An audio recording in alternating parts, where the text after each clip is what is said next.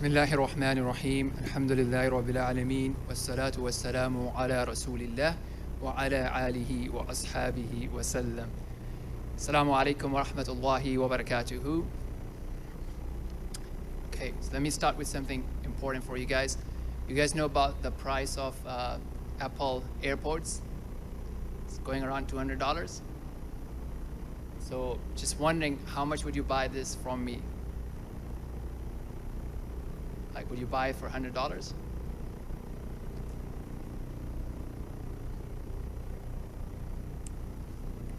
What, 50? 100? 150? It has to be a price that's a good price for anyone, right? Then you can sell it off. So how much would you pay for these? Okay, you can't sell in the masjid, I guess, that's why. But the point is, look, whatever price you would pay for me outside, the key point to remember is that, is this what it looks like? Is this what it looks like? So if I open it, it's actually empty, right? So I could have shown you a brand new iPad box or a Surface Pro box and say, hey, you know what, how much would you buy it for, right? So these were empty, I'm putting them back in. The key thing is that something may look very shiny and attractive, but can be very empty from inside. It's important that not to let the shininess and the glitter deceive us. I have some other examples to bring the point home. When I was in high school, I had a lot of class fellows who were doing amazing in math and physics. They would ace like all throughout their high school, right? So you can imagine from grade 1 all the way up to grade 12, they had amazing grades in math and physics and other science subjects. But when we went to university, a majority of those actually failed the first year university math course. So what do you think could have gone wrong? Like years of training, right? Each year they're making like acing the math, acing physics, acing science, and but as soon as you hit university, boom, you can't just keep up and you fail. So there's a key thing there. The ingredient that was missing from their studies was that the way that high school studies were structured is that you can actually ace the exam without understanding the key concepts of math. So they were just memorizing things, they were practicing questions, and they were able to ace it. But they did not have the understanding that was required to be able to continue their studies in university. The reason I'm saying this is related to the second pillar of Islam. So what's the second pillar of Islam? Okay, I don't want to be teaching the pillars of Islam, right? So second pillar of Islam, Daniel, is what? Can you come closer, Daniel? So we can pick on you. What's the second pillar of Islam? Salah, right? So basically, anyone who is praying Allah Subhanao wa Ta'ala would be praising that person, right or wrong? But if you look at Quran, Allah Subhanahu wa Ta'ala actually rebukes people who are praying. Can you give me an example? Right, so Surah Al-Ma'un, فَوَيْلٌ لِلْمُصَلِّينَ الَّذِينَ هُمْ عَنْ صَلَاتِهِمْ سَاهُونَ. So the people who are praying, but they are actually heedless in their prayers. So Allah Subhanahu wa Ta'ala is saying that woe to those people. Right, it's a big destruction for such people who are actually praying, but they are heedless of those prayers. Any other verses? So Allah Subhanahu wa Ta'ala says, إِنَّ الْمُنَافِقِينَ يُخَادِعُونَ اللَّهَ وَهُوَ خَادِعُهُمْ وَإِذَا قَامُوا إِلَى الصَّلَاةِ قَامُوا كُسَالَى يراءون الناس ولا يذكرون الله إلا قليلا. So Allah Subhanahu wa Ta'ala is saying that the munafiqeen, the hypocrites, they try to deceive Allah Subhanahu wa Ta'ala, but it is in fact them who are being deceived.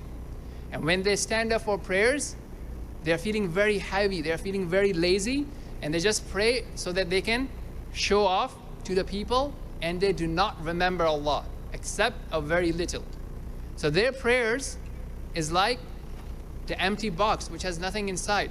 So from the outside it may look like a very heavy thing, very attractive thing, It may look like the box of, the next iPad 3 or 4 or the Microsoft Surface X and what have you, but inside is empty.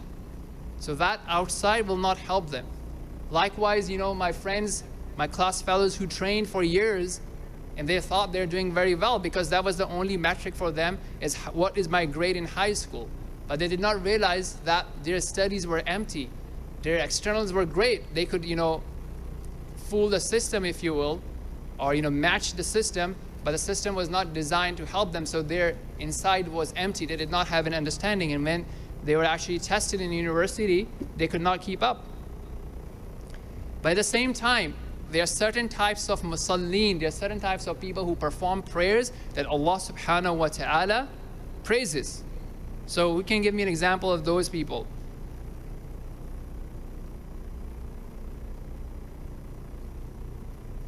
So Allah says, قَدْ أَفْلَحَ الْمُؤْمِنُونَ الَّذِينَ هُمْ فِي صَلَاتِهِمْ خَاشِعُونَ. The believers indeed are successful, and Allah is describing those believers as those who are in their salah, in their prayers, they're humble, they have khushu'. So the key point, my brothers and sisters, is to realize that something from the outside may be very attractive. It may look like very important, but inside is empty. And one may be deceived seeing that they have those external features, but when they actually are tested, they realize that there's no progress, there's no reward, there's no benefit because the inside was empty. So this is something very important to remember. Now, we have a narration in which Hudhayfa radiallahu anhu says that the first thing you will lose of your religion will be khushu'.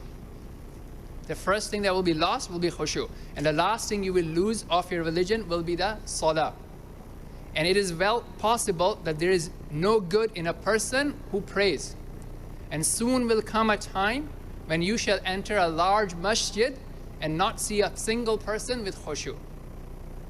So this is a great warning. That's something we should be thinking about. So yes, it's a very important thing for us to think that how many prayers am I actually praying? How many of them am I actually praying in the masjid?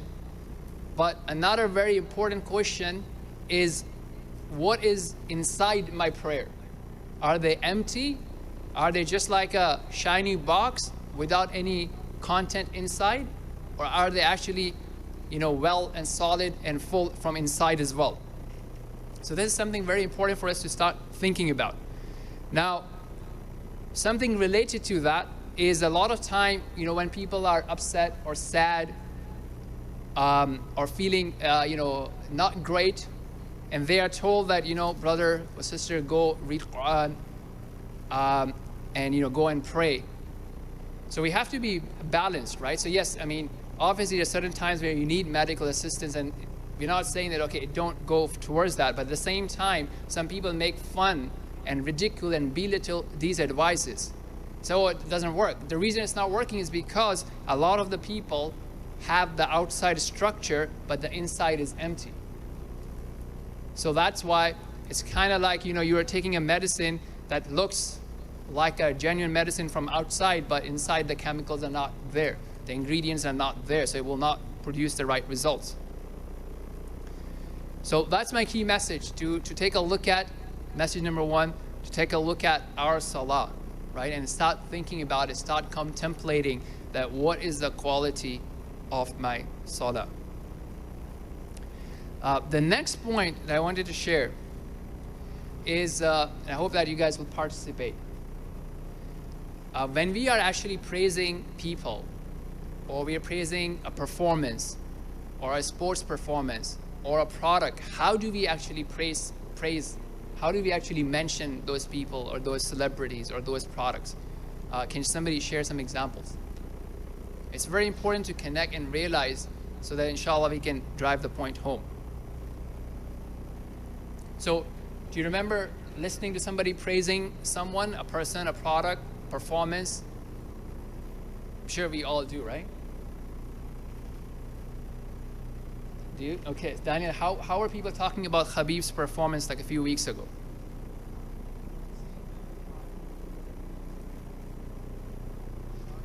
Sharp, okay. Okay, and would they go into details like, you know, how he came out of that lock and what he did and what worked, what did not work, any great things that happened? Okay, good. So I'll come back to other examples. So when you listen to those things, what happens? How do you feel?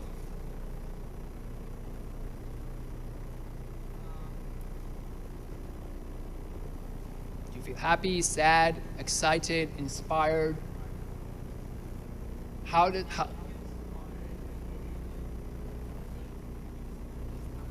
Okay, and how does it help you in terms of your admiration or likeness or love for Habib? It grows or decreases? You tend to like the person more. Okay, good. Okay. Any other examples, brother? Have you heard anybody praising a person, a product, someone recently? Or even a child, right? Sometimes we say, oh, you know, this child is so cute. He was saying this or she was saying this. And sometimes people praise their cats and so on and so forth, right? Any other examples? You haven't heard anybody praising or like, okay.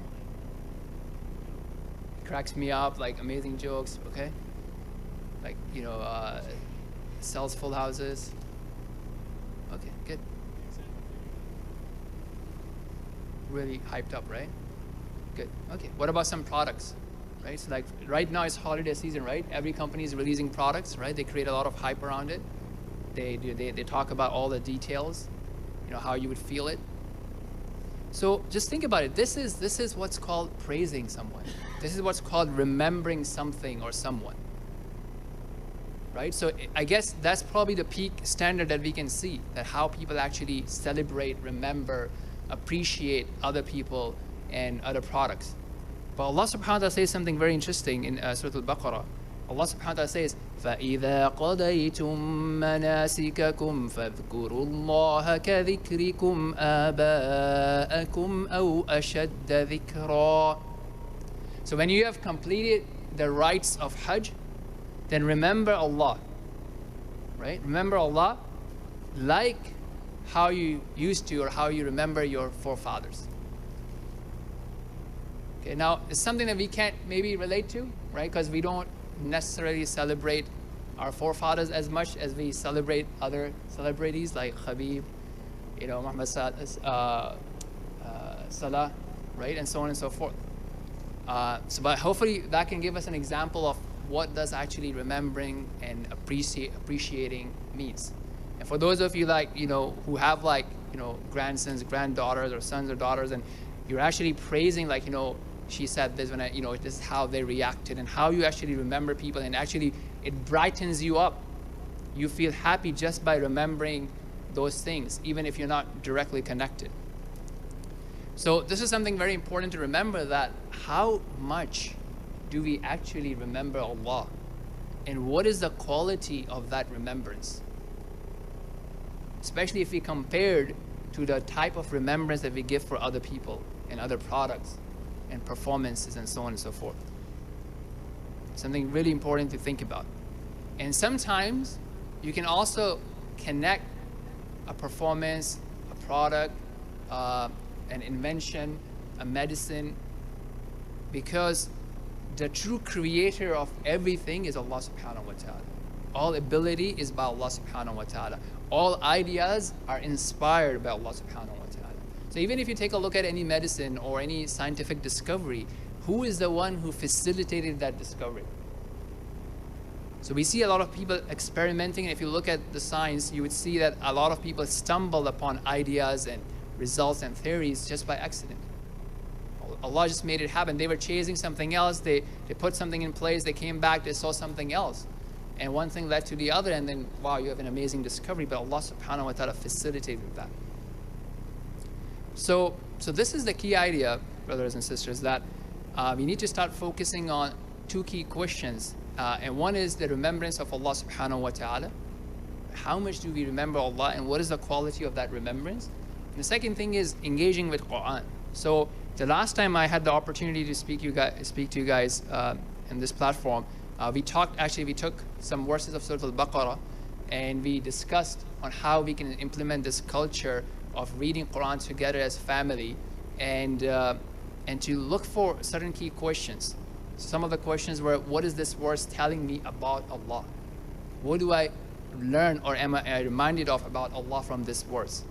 What are the type of people that Allah praises? What are the type of people that Allah loves? What qualities should I aspire for? Is there any promise of Allah in this verse? So we did that together.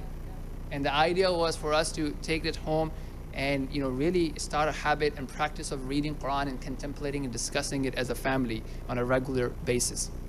So today what I want to do is do something similar, inshallah, with Salah, right? Because this is what we started talking about, that our Salah can be empty. So we need to start thinking and reflecting that when I come in and when I start my Salah, how should it condition my mindset? How should it condition my heart? What message can I take back from Salah? So it's very important. If you really think about it, we just prayed Maghrib, or you came for Jumu'ah or Fajr, so on and so forth. If we actually remember Allah? If we actually thought about remembering Allah, just like how we talked about the earlier examples of remembering other sports personalities or products and so on and so forth. So inshallah, that's what we will talk about today. The third message, right? The third message is an interesting thing. What do people say? That, look, find a job, get paid for something that's your hobby, right? That's a very famous narrative out there, right? Find a job, find a way to make money by doing what you actually love, so that your work, your job does not feel like a burden, right? So one of the greatest act of ibadah, one of the greatest act of worship for us is Salah. What if Salah becomes our hobby? It becomes something that we actually enjoy, that experience. So right now, different people may have different experiences that they enjoy, right? And honestly, for some, it may be watching the fight, right? Some people, maybe spending time with a friend, spending time with a spouse, so on and so forth. And these are all good things, but where does Salah falls in? Is that like a hobby? Is that an experience that we look forward to? Or is this something that we just think, okay, it's my responsibility, I just need to get done with? Obviously, we know from the Prophet ﷺ that his comfort of his eyes was put in the prayers. So he used to enjoy that. It was an enjoyable experience for him. It wasn't like a burden for him. So we can get there. We can get there, inshallah. And it's something for us to think about. So this is what, inshallah, we'll be talking about today by thinking what can I drive out when I am, coming to the prayer and then walking to it and praying and then leaving. Sounds good? Okay. So this is something I don't want to kind of give it out. Rather, we want to come to it together, just like how we did it when we were discussing the verses of Quran earlier. And inshallah, what I will do is, for online, I will put a link to a great book that's written by Ibn al-Qayyim rahimahullah. It's translated in English. It's called Inner Dimensions of Salah. So I'll put the link in the video description, and we'll also put the link to the earlier session that we had on studying Quran together. Okay, so with that, so once you're coming in, obviously you can start talking about the importance of Salah, right? That how it's important for your own existence. That, the first question that we will be asked about is about our prayers, and then so on and so forth. So that's our key objective. When we say I have my priorities for the day, I want to define success for my day, one of the things is that, did I pray? And what quality of prayers did I perform? So that's a key metric, key question for us to think about for each day. But if you take that away, and now we are focusing on the quality so that the Salah and the prayers are not empty, let's think about it, right? So you come in, you're facing Allah Subhanao wa Ta'ala, and you raise your hand and you say, Allahu Akbar. So what lessons can you drive from that? How can you condition your mind, your mindset, your perspective of life, your perception? How can you shape it? What messages can you get out of that, just saying Allahu Akbar? Okay, so let's just think about it, so that we can, inshallah, condition ourselves to drive something out of it.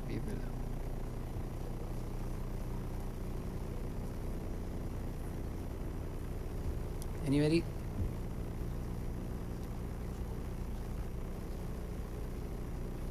Okay. But when you say Allahu Akbar, what does that mean, right? Allah is Great. Okay, greater than. So let's take some examples. So Allah is greater than, like what? Good.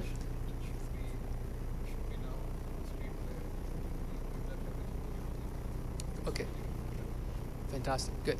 Okay. So let's take some examples to make it more concrete, right? So what are some of the things that people have on their mind at any given point? Right? What the boss wants, okay? Right? So you may have certain things that are due that you have to deliver at work, okay? You may be going to your team meeting, a status meeting, and what am I going to report, right? If you are into sales, am I meeting my numbers or not, right? Okay, what else? Right, so let's have some examples, so hopefully inshallah we can go into better. So I think that's a good concrete example. Some people may be worried about their children, right? So they may not be listening, or they may be worried about their environment and their friends, so on and so forth, right? Somebody may be concerned about getting married. Somebody may be concerned about finding a job or a bill that they have to pay. Different things, right? Or even something really basic who's going to win the game tonight.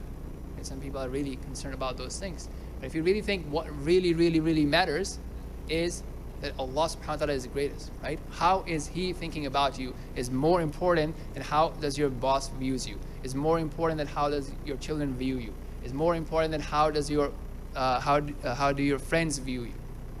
So that's the thing. So whatever that concern is, you can then compare that. Look, for Allah it's not a big deal. Allah can say kun fayakun and it will be solved.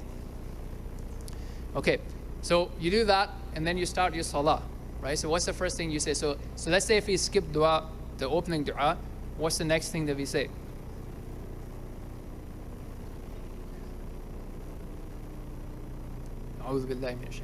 Okay, so what does that remind us of? How can we condition? What can we take back from that? What are we actually saying in that? Is it a dua? Is it a statement? What is it? Can you guys get closer? All four of you, please come closer. It's just 45 minutes. Let's come closer. So what are we saying with A'udhu billahi minash shaitanir rajim? Okay. So it's a dua, right? You're asking Allah to protect you from a shaitan. So that's a reminder of who is your number one enemy. So sometimes you have to be aware and reminded that look, there is a competition, right? You are on a battlefield. So yes, we want peace, but at the end of the day, there's a hidden battle going on. Right now, there's a battle going on, right? Shaitan is trying to do whatever, right? So Shaitan is going to stop you guys from coming closer. So beat him, defeat him, punch him, and come closer, right? So it's a battle going on. Would you do the right thing or would you be lazy? And that's not only during the salah. Before the salah, he was trying to distract you from coming to the salah or praying in your workplace or in your home. But now when you're in the salah, he's going to try to distract you and try to make your salah, what? Empty, right? Empty. So that's what he's going to do. So that's the thing, key thing. Number one is you ask Allah, and asking is a key component that we'll come to as well. So this kind of reminds us that, look, I have a battle going on. I'm not safe. I have a battle with my own self, with my shaitan, who is trying to deceive me, is trying to take me away from paradise to hellfire. So it's a serious thing out there. He's going to try to get to me from various angles. And only Allah Subhanahu wa Ta'ala is the one who can protect me. So you make that dua. And that's a good reminder to be aware of and cautious of shaitan throughout our day, after the salah and before the salah and during the salah as well. So what's the next thing? Then he said, Bismillahir Rahmanir Rahim. Okay, so what can we take from that? So Bismillah, I start in the name of Allah, who is the most merciful, the always merciful. Okay, so that's another key important thing, right? I mean, as we do any other thing in life, so, are we always starting our life with Bismillah? Different actions that we do, are we starting with Bismillah? And if we are we mindful of Allah Subhanahu wa Ta'ala? So that can be actually a really powerful concept, that when you are driving, you're saying Bismillah. So you're kind of aware of Allah Subhanahu wa Ta'ala. So let's say if you have a habit of playing music as soon as you get in the car and start driving, perhaps that will remind you of Allah Subhanahu wa Ta'ala, and you won't commit that sin, right? Or you're trying to, let's say, apply for a job, Remember that, look, whenever I'm applying, I'm doing something that Allah Subhanahu wa Ta'ala has encouraged me to do to seek my halal sustenance. And I'm going to say Bismillah, I'm going to send in my resume, do the email, do the online application, make a phone call. I'm doing my sales, I'm going to say Bismillah and do that. So I'm aware that Allah Subhanahu wa Ta'ala is the one whose pleasure is what I'm seeking. So my success is not dependent on how the other person will respond to my email, to my message, to my phone call, but how would I look in front of Allah Subhanahu wa Ta'ala? Am I doing my best? Am I doing my best to represent the product, to represent my resume, so on and so forth? Whatever I'm trying to do, I'm trying to give da'wah. Am I doing it for the sake of Allah? Khalas, then that's it, right? How is Allah will view me? Doesn't matter how people perceive you. And then again, the people rejected the messengers while they were doing miracles, and we can't do miracles. So that's the key thing. You're doing any action in the name of Allah Subhanahu wa Ta'ala. So even though for you it may be hard, right? So let's say somebody's sick, or you have a family member that's sick. Doctors say, okay, we can't do anything about it, but you take the medicine in the name of Allah. You have done your part. That shapes your mindset. Okay, so now the first verse, again, now it's a debated thing from a scholarly perspective, but let's say the first verse of Fatiha, which is Alhamdu Lillahi Rabbil Alameen. That's very powerful. So that, what is it saying? Alhamdulillah, right? All praises belong to Allah. So imagine if we actually contemplated on it, if we actually felt it. So as we were discussing the example earlier, and you say, oh, that new iPhone is great, it's amazing, it looks fantastic, right? Or the fight was great, like you performed really well. So when we are saying Alhamdulillah and we actually reflect on it and you're praising your own Lord, your love for Allah Subhanahu wa Ta'ala should increase. Your appreciation for Allah Subhanahu wa Ta'ala should increase if we are actually reflecting on that. Because otherwise we may be just doing empty tongue service. We don't even feel it. We don't even get it. We don't even emphasize it. We don't even condition ourselves with it. So now if you think about it, to the earlier concept that we were discussing, any other thing that we admire in this world is actually a creation of Allah Subhanahu wa Ta'ala. Anything. So you like the product, let's say you like iPhone 3. Who created iPhone? Who facilitated the creation of iPhone? So yes, indirectly from a worldly perspective, it's the corporation behind it, engineers behind it, scientists, designer, we get it. But who is the one who actually facilitated all the raw materials, all the research over the years that led to what it led to? The inspiration of ideas. And then more importantly, for you and I to have the ability to access that product. So for you to be able to see the product, right? I mean, that gift of seeing is Allah Subhanahu wa Ta'ala giving it to us. Otherwise, we would not be able to see it. We would not be able to have access to it. So if you really reflect on those things and you realize who is Allah Subhanahu wa Ta'ala, and I just gave like really basic examples of material things, but if you look beyond it and you start contemplating on other things like fruits, meat, whatever you like, whatever you enjoy, just connect it how it's connected to Allah Subhanahu wa Ta'ala, creating it and then giving us access to it that we enjoy then. So who is Allah? The verse says Rabbil Alameen. So that itself, so what does it mean? What are the implications that Allah is the Rabb of Al-Alameen? So I'm going to pause here and I'm going to see what you guys can tell me about it. Allah is the Rabb of Al-Alameen. So you're saying this, what message, what mindset can you walk away with it? Allah is the Rabb of everything that exists. So what does that mean?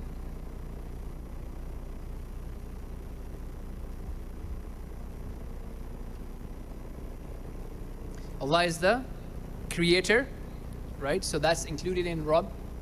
Allah is the creator. So everything that exists, every product, everything, every fruit, every food, every feeling, Allah Subhanahu wa Ta'ala is the one who is the creator of it. And the next thing is, this is very important to remember. So whatever you want, remember that thing that we talked about earlier, whatever your concern is.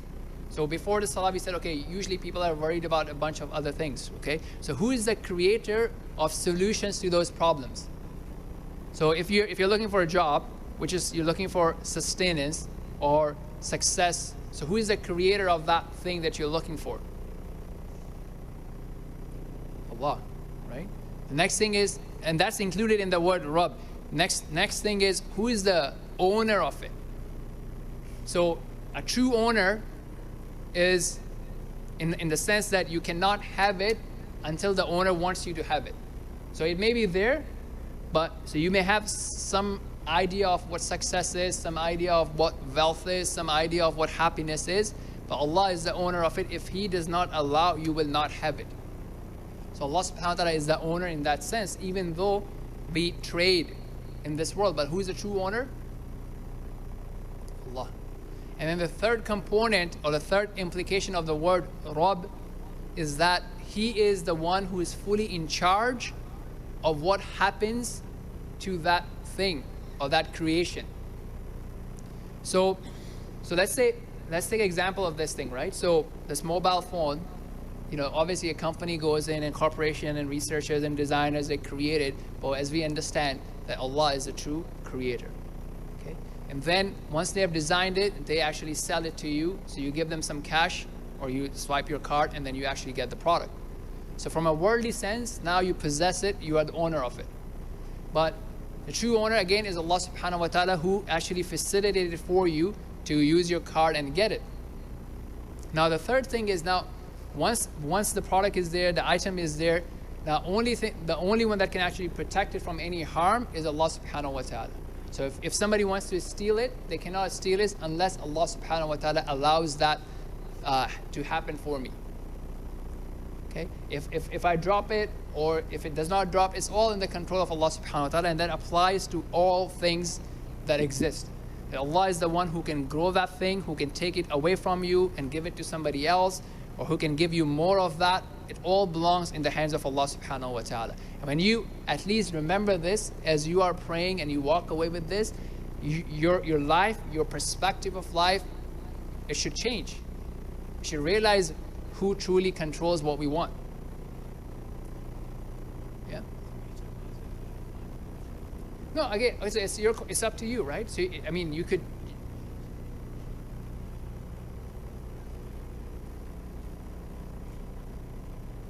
It can be. So.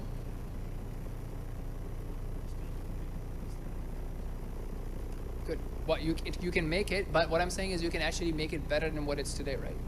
So it could be a gradual improvement. And the more we are aware of Allah Subhanahu wa Ta'ala throughout the day, the better the quality of Salah is as well. So if you're spending, let's say 10, my point is, like, even if you don't reflect at that level, but once you start thinking about it, the reminders become easy. It becomes easy because now you're aware of it. As long as you start paying attention to it, yeah, initially it may take some time because most of us are not familiar with what we are saying. So there's a language barrier, but as you know, that can be covered easily, right? That's probably one of them, and we do that, right? So for example, when we go to work, we learn a different technology, right? So we spend like hours learning any technology whenever we start work. Like, even if you work at Tim Hortons, right? So you learn how they make coffee. It's something you have to learn the process, and we spend time, hours at least. And then the question is, how much time have we spent on learning what Salah means? Right? Like, okay, I can't give hours, all right, fine. Can we give 15 minutes a week? Is that too much? Like, we can listen to something while we are driving, practice it, get comfortable with it. Over a year, our prayers can become really important, right? I mean, really improved. And it's helping us, right? It's like there are worldly benefits of it. A lot of time, well, again, like, how much money are we willing to spend, or time we are willing to spend waiting for a doctor to listen to us for any of our health needs or mental needs? So this is going to be helping us at the end of the day.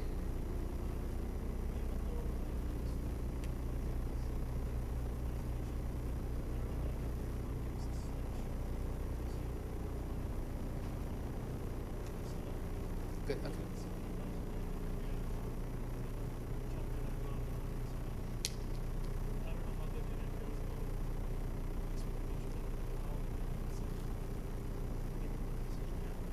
Good. Fantastic. Jazakallah khair. Yeah. So that's a great point. So if you, I think, yeah. So if you, I would highly recommend reading the book that we were mentioning, because Ibn Qayyim rahimahullah, he talks about that in the beginning, right? So he talks about the condition of the heart, right?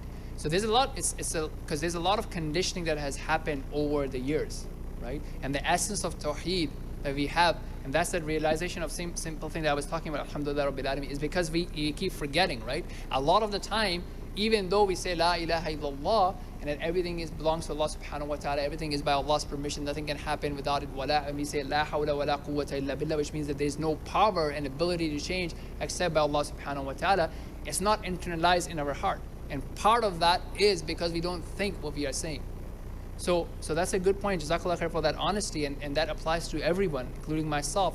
And the reason is because we get deceived. Just like shaitan kept doing it to Adam alayhi salam, oh, that if you do that tree, you will get these things. Even though from a theoretical perspective, we realize that Allah subhanahu wa ta'ala is the one who can give us, and there's no success in disobeying Allah subhanahu wa ta'ala. But there's this divide that happens, right? And then the concept that Ibn Qayyim mentions there is the concept of heedlessness. Right? So we become heedless, we become deceived by our own abilities. So think about it, right? So for example, whatever concern that you have, okay, so you have everybody has certain things that they want to do, right? And there's a bunch of ideas that people have. That, okay, I can do this, I'll do this, I'll do this, I'll do this, and I'll get to where I can get to. But the essence of humility is for us to really realize that wala hawla wala quwwata illa billah. There's no ability, no power, no might to change except by Allah subhanahu wa ta'ala. And that's a very key thing. So how can we achieve that?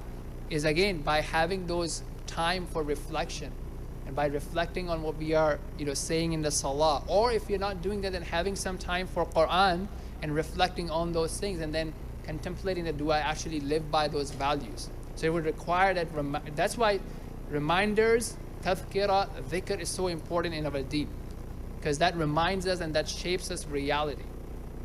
Because otherwise, we think that we are doing it, and a lot of time this happens when we are really truly humble, and that happens when all doors are closed. You have tried everything that you can, and then there's nothing that's working, right? And there's no one that has any idea on what can be done.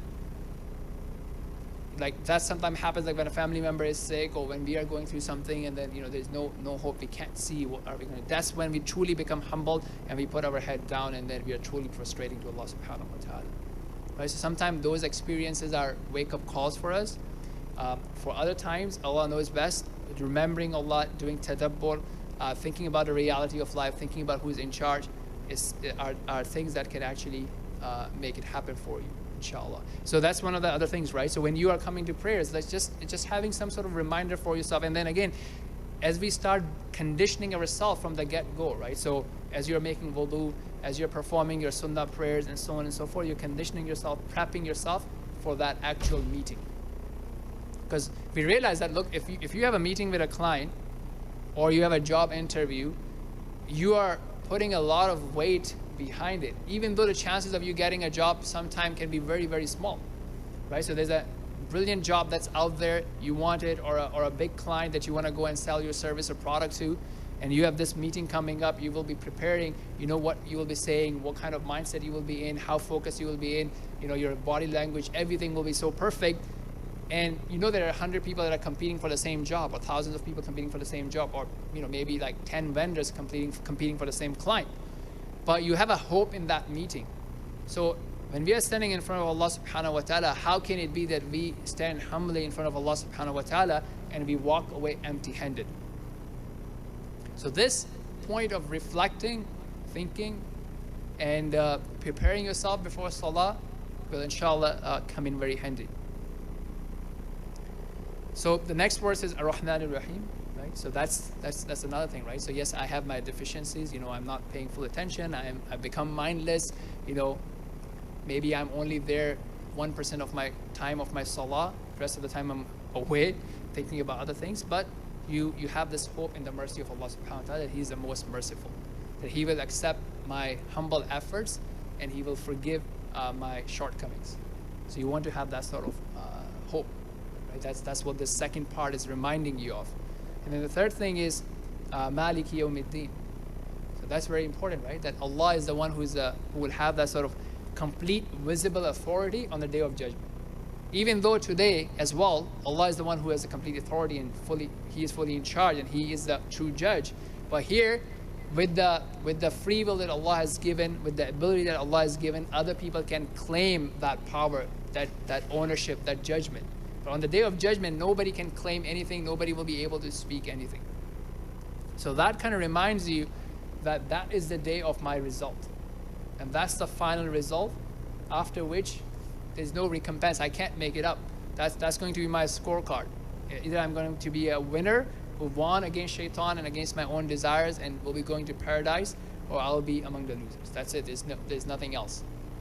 So you remember on that day of judgment, and if you just pay a second of attention and you realize that, yes, I was worried about that sales meeting or that meeting with my boss, with my manager, or that interview at work, or whatever is going on with my family, but hey, let me just worry about that day of judgment for a second. You know, how am I preparing for that? Because that, at the end of the day, that's what matters. So, as we are doing that, actually, the Prophet of Allah sallallahu alaihi wasallam taught us that there's a conversation that's happening. So as we say, Alhamdulillah Rabbil Alameen, Allah Subhanahu wa Ta'ala Himself replies that my servant has praised me, Hamadani Abdi. Right? And that continues throughout Surah Al-Fatiha.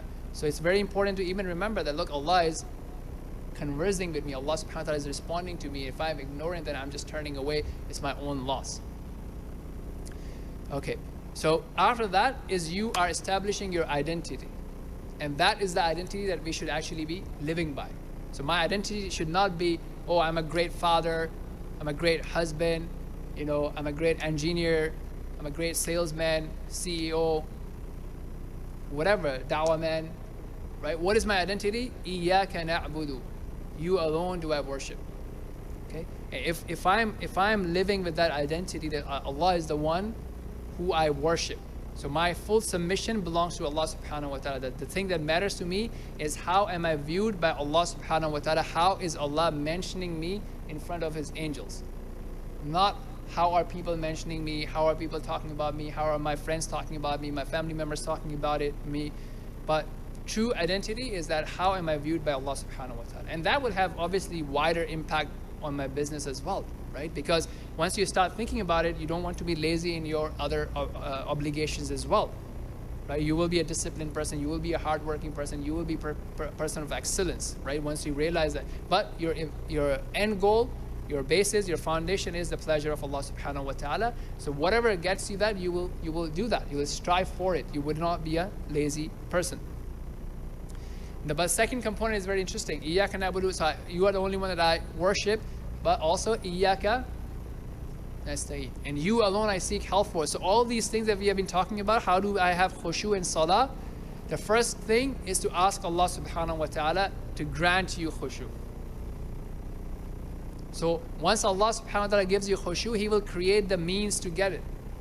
The asbab will be created by Allah Subhanahu wa Ta'ala. The asbab will be facilitated by Allah Subhanahu wa Ta'ala. So when we say this, Allah Subhanahu wa Ta'ala says, so when we say Maliki Yawmiddin, Allah Subhanahu wa Ta'ala says, this is for my servant, and my servant shall have what he asked for. And then we start asking, after Iyyaka na'budu wa Iyyaka nasta'een, Ihdina as-sirata al-mustaqim, sirata alladhina an'amta alayhim, ghayr al-maghdubi alayhim, walad dallin. So this is our key thing. Okay, Allah Subhanahu wa Ta'ala guide me to the straight path. And that includes everything. For me to realize my mistakes, for me to repent from my mistakes, for me to be focused in salah, for me to have a stronger faith, for me to rectify my actions, for me to remain guided, to remain steadfast on Islam. All those things, as well as we are saying it in plural. So we are asking the same thing for our community, our family, and so on and so forth. So that is my identity, that I am a worshipper of Allah, I am a servant of Allah, I am totally under the control of Allah Subhanahu wa Ta'ala, I'm humble under Allah Subhanahu wa Ta'ala, and that's what I'm seeking. And with that, now I'm asking for guidance on the straight path every day. So even just that asking can have like massive impact. As the Prophet ﷺ said, that make dua to Allah while you are certain of the ijabah, of the acceptance. And Allah does not respond to a dua of a ghafil heart, a heedless heart. So even us paying attention for that minute, and when we are making the dua to be present, would have huge impact in our lives and the lives of our families. That I'm asking about the guidance. I want to be the people that Allah has favored upon. I don't want to be from the people that Allah got angry with or the ones that were astray. So that dua itself is very important. So the question is that, are we actually paying attention when we are making that dua, or are we thinking about something else? So you can continue, and then again, if you recite some other parts of Quran, again, think about it. What am I learning from that piece? It's like, what are those verses telling me about Allah Subhanahu wa Ta'ala, the types of people that Allah likes, what Allah does not like, the qualities, what I should focus on, and so on and so forth. Then you move on, Allahu Akbar again, and now you're actually combining not only your words, but you're also doing different forms of worship by movement and positions. So you're actually bowing down, right? You're submitting yourself. So that helps you actually, as you physically submit yourself, you actually bow down, or you put yourself on the ground. You actually realize that, look, I'm kind of releasing that control, that tension that I have, and submitting myself to the decree of Allah Subhanahu wa Ta'ala, trusting in the results of Allah Subhanahu wa Ta'ala. So I'll do my best, but what comes after is from the decree of Allah Subhanahu wa Ta'ala, and I trust in that result. That there is some wisdom behind it, there's some goodness behind it, and Allah is the one who is the best of the judges. He's the most wise one, and He wants good for me. So I will have good thoughts about Allah Subhanahu wa Ta'ala. So whatever the results come, I'm doing my best effort outside of my salah, but I'm submitting to the results, the decree of Allah Subhanahu wa Ta'ala. Likewise, you continue on, right? So you think about when throughout in the ruku it says, Subhana Rabbi, my Lord. So feel that closeness, feel that appreciation, feel that relationship, right? A lot of time we have just made success and happiness so hard that we have to be accepted, validated, celebrated by this person, by this family member, by these community members. But we don't think about acceptance from Allah Subhanahu wa Ta'ala, appreciation from Allah Subhanahu wa Ta'ala, and that's easy. Because Allah Subhanahu wa Ta'ala sees us inside out. The criteria is not as hard as it may be for our family members. They may want us to be doctors and engineers and 20 years of study and then this much amount of yearly earning, whatever. But Allah Subhanahu wa Ta'ala does not have those sort of high, hard criteria. It's very easy, simple thing, basic things that are in our capability for us to become closer and closer to Allah Subhanahu wa Ta'ala. So realizing that and feeling that closeness when you say Rabbi, my Lord, my Rabb. And when we make different du'as, right? So the 4 things, for example, when we seek refuge in before ending our salah, is thinking about adhab al-qabr, right? So that's a reality. How many people actually really think about that there is punishment in grave? Okay, so think about it, right? So if we were living in a place which is under a war threat, that drones, may Allah protect us, drones could be flying over, carrying bombs. Or you're actually in a war threat, you would actually be scared of it, you would actually be concerned about it. So in our salah, many times we're just saying, Allahumma inni a'udhu bika min adhab al-qabr, oh Allah, I seek refuge in you from the punishment of the grave, and we don't even realize that, look, I have to go through that stage of that punishment. Or we are saying, Rabbana atina fid dunya hasana wa fil akhirati hasana wa qina adhab an-nar. We're talking about adhab of nar, but do we even think about it for a single second? Right? So if we were to think about it, if we were to be aware of it, our actions will change. So inshallah what I'll do is I'll just summarize and then we'll wrap it up. So the points that we discussed is the first notion of being aware of the product actually not being empty. So we talked about that, and we talked about how Allah Subhanahu wa Ta'ala actually rebukes the people who from an outward angle pray, but inwards it's empty. So that's the key thing. So not just, it's very important to pray, but then we have to make sure that we are not fitting in those people whose salah is empty, as we talked about. Okay, and then we also looked at the narration that the first thing that will be lifted is khushu'. So people will still be praying, but there's no khushu'. So you have to see like how close we are to those people or how far away we are from those people. And then start thinking about it, right? As we do different sort of muhasabah, right? So as we think about like, okay, end of the month, how much money I have remaining, my bills are paid, how much loans I have remaining to pay, how much bonus I got this year, how many sales I made. These are some of the questions that we should be thinking about is like, what kind of prayers am I praying? How much time am I engaging with Quran? and to actually reflect on what I'm saying in my salah or what I'm reading in the Quran. And it's not going to be a 0-1 thing. It's not like, okay, done, check mark. It's an ongoing battle. We are in a battlefield, like it or not, right? We're in a battlefield with our false desires, shaitan, and so on and so forth. And yeah, I mean, at the end of the day, we can work towards making our salah an enjoyable experience for us, so that we actually enjoy the salah. So may Allah Subhanahu wa Ta'ala help us to benefit from any good that we have learned and discussed, and to make the salah, the qurrah of our ayn, the coolness of our eyes, and really enjoyable experience, experience with khushu', to remember Him, to be submissive to Him, and to humble ourselves to Allah Subhanahu wa Ta'ala. Verily, He is able to do that. Subhanakallahumma wa bihamdik, ashhadu an la ilaha illa ant, astaghfiruka wa atubu ilayk.